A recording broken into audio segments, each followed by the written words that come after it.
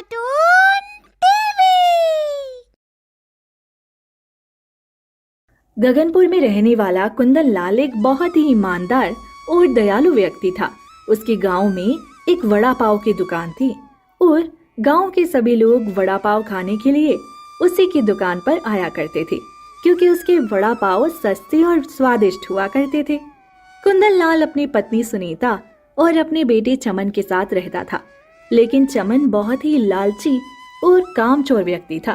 बड़ा पाव ले लो, बड़ा पाव ले लो, स्वादिष्ट गर्मा गर्म बड़ा पाव ले लो। एक बार खाओगे बार बार आओगे। आइए भैया जी, आइए बहन जी, आइए आइए, कुंदन लाल के हाथ के स्वादिष्ट गर्मा गर्म बड़ा पाव खाइए। आइए आइए आइए। अरे कुंदन लाल, आज तुम्हें अपनी रेडी को यहाँ तक लाने में इतनी देर क्यों लग गई भाई? मैं तुम्हारे बड़े पाव खाने का कब से इंतजार कर रहा हूँ।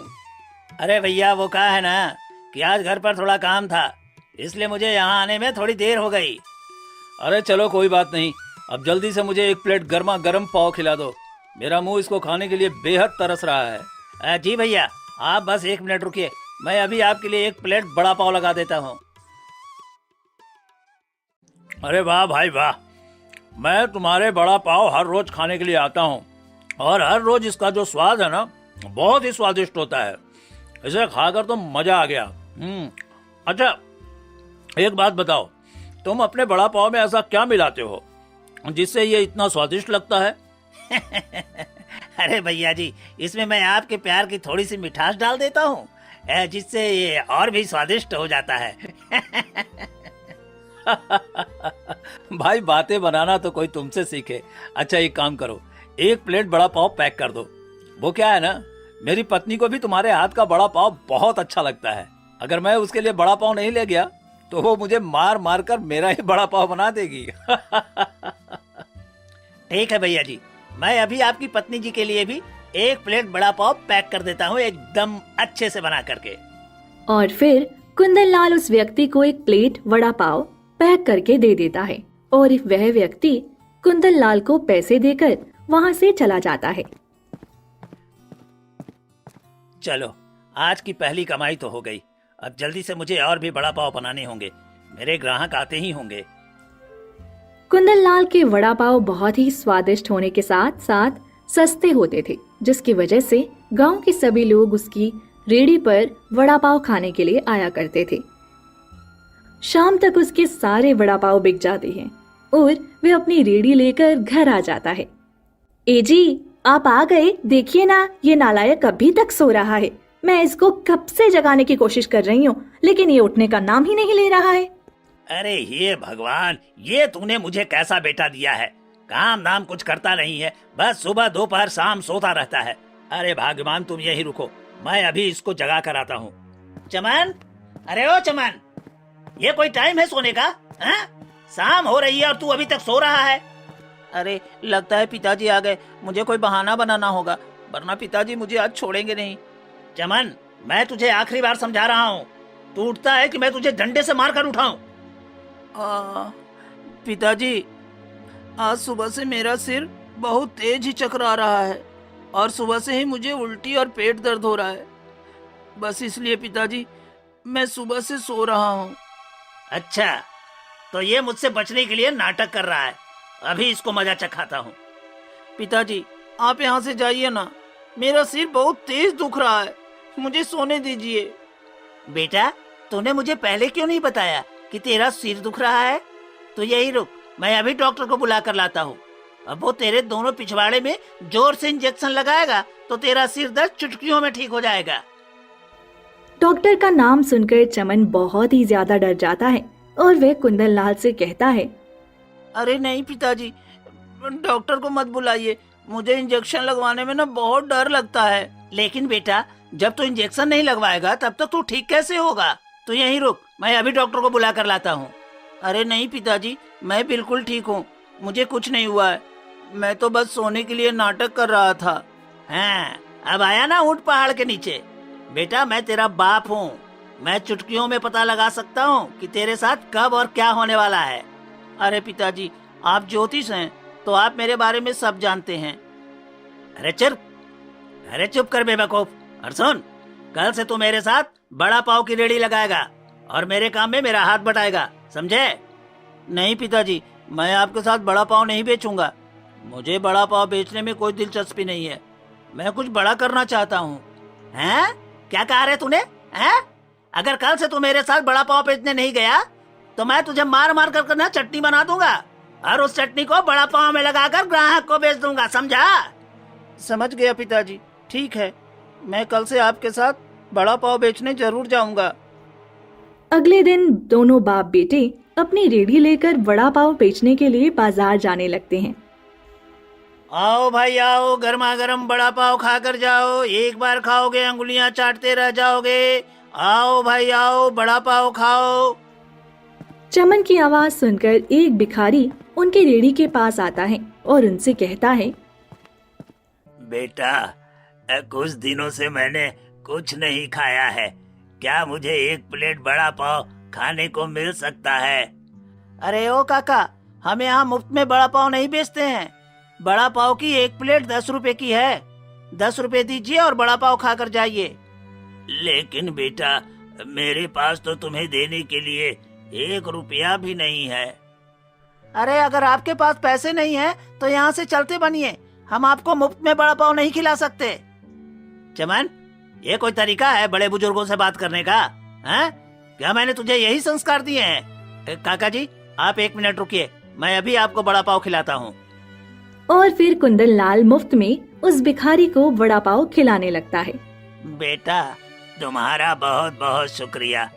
तुमने आज मुझे बड़ा पाव खिलाकर मुझ पर बहुत बड़ा उपकार किया है।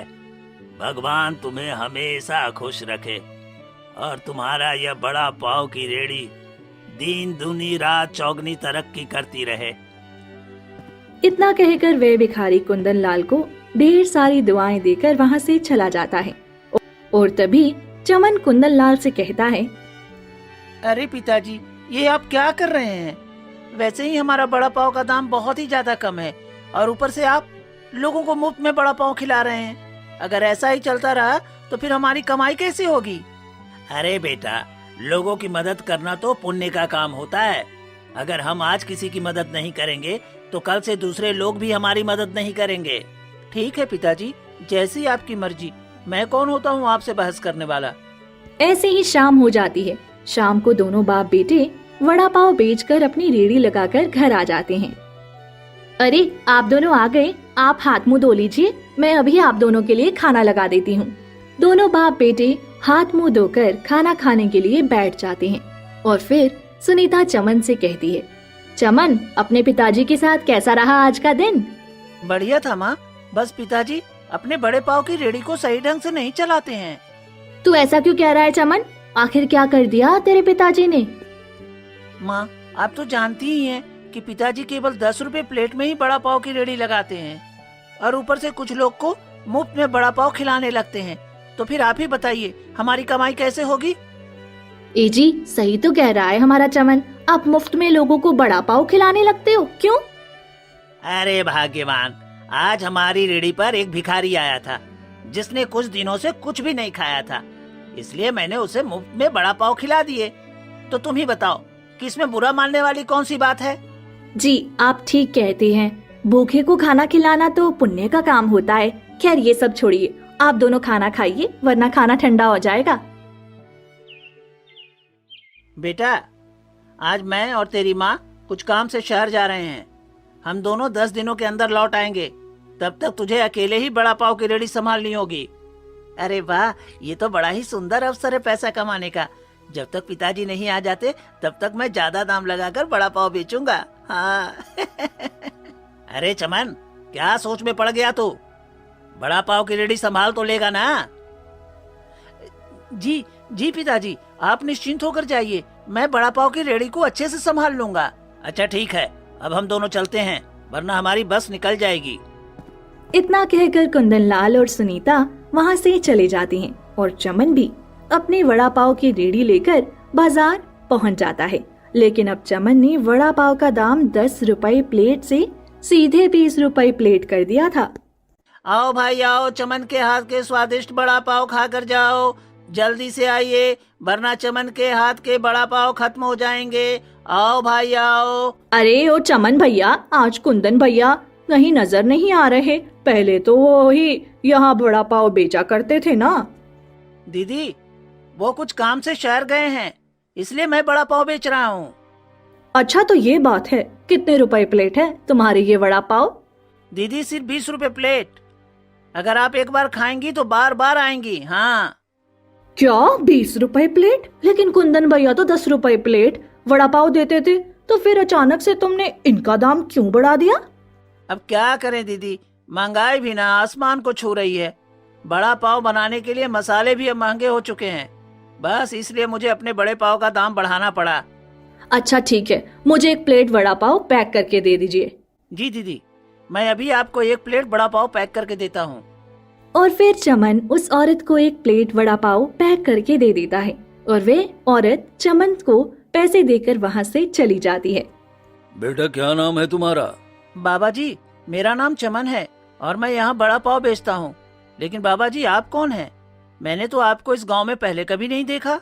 बेटा मेरा नाम सोमनाथ है और कुछ सालों से मैं भगवान शिव की तपस्या में लीन था और आज मेरी तपस्या पूर्ण हो चुकी है और अब मैं अपने घर जा रहा हूँ। रास्ते में बहुत जोरों की भूख लगी तो मैं तुम्हारे पास आ गया। ओह अच्छा, तो ये बात है।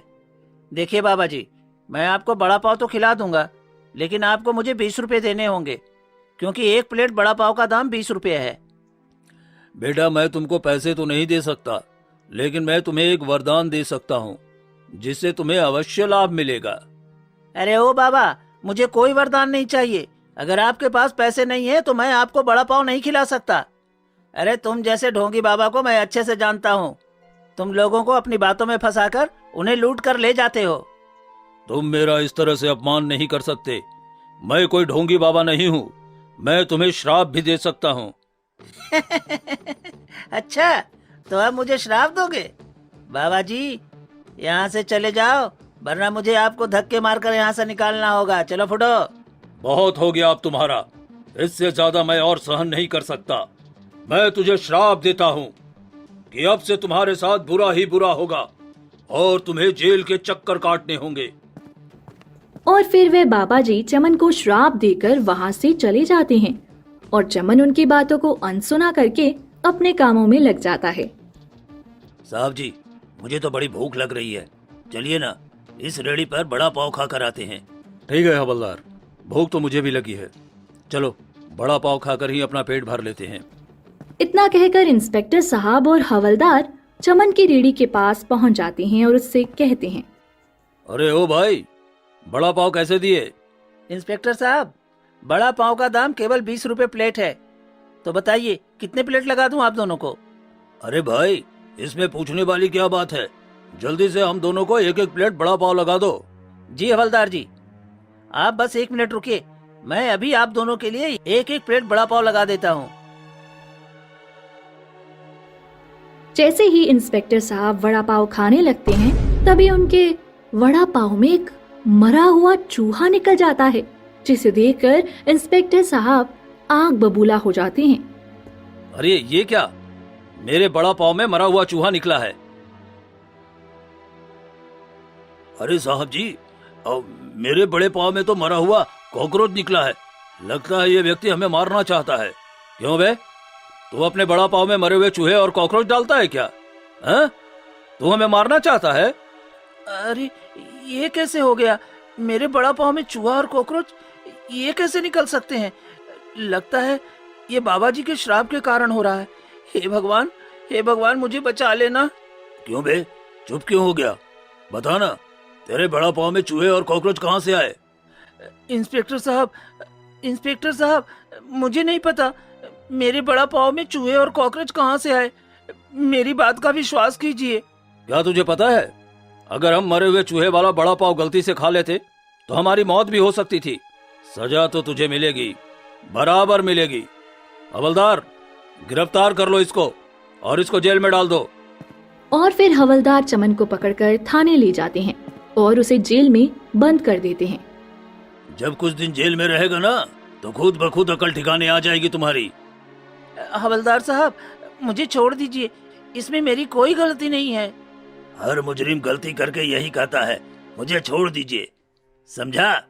ऐसे ही पूरे 10 दिन बीत जाते हैं। चमन के माँ बाप शहर से लौट आते हैं और तभी उनको खबर लगती है कि चमन जेल में है। तो वह दोनों सीधे थाने पहुंच जाते हैं। इंस्पेक्टर साहब, आपने मेरे बेटे को जेल में क्यों बंद किया है? आखिर इसकी क्या गलती है? भाई, कुछ दिनों पहले हम तुम्हारे बेटे की रेहड़ी पर बड़ा पाव खाने के लिए गए थे और उन बड़ा पाव में मरे हुए चूहे और कॉकरोच निकले हैं। बस इसी कारण हमने इसको जेल में बंद किया है। क्यों रे चमन, क्या इंस्पेक्टर साहब सही कह रहे हैं? हाँ पिताजी, इंस्पेक्टर साहब सही कह रहे हैं, लेकिन मुझे नहीं पता कि बड़ा पाव के अंदर मरे हुए चूहे और कॉकरोच कहाँ से आ गए। इंस्पेक्टर साहब, इसकी तरफ से मैं माफी मांगता हूँ। अब ये ऐसी गलती दोबारा कभी नहीं करेगा। कृपया करके इसे छोड़ दीजिए। ठीक है, अब तुम्हारे खाने में कोई जहरीली चीज पाई गई तो मैं इसको फांसी पर लटका दूंगा, समझे? हवलदार, छोड़ दो इसको। और फिर इंस्पेक्टर साहब चमन को छोड़ देते हैं। चमन को अब अपनी गलती का पछतावा हो चुका था। अगले दिन से वह अपने पिताजी के साथ पूरी ईमानदारी के साथ वड़ा पाव बेचने लगा और दोनों बाप बेटे दिन दुगनी रात चौगनी तरक्की करने लगे। दोस्तों, आ ही गए हो तो चैनल को सब्सक्राइब कर देना और वीडियो अच्छी लगे तो लाइक और शेयर भी कर देना और बेल आइकन जरूर दबा देना ताकि आपको नए वीडियोस की नोटिफिकेशंस मिलती रहे।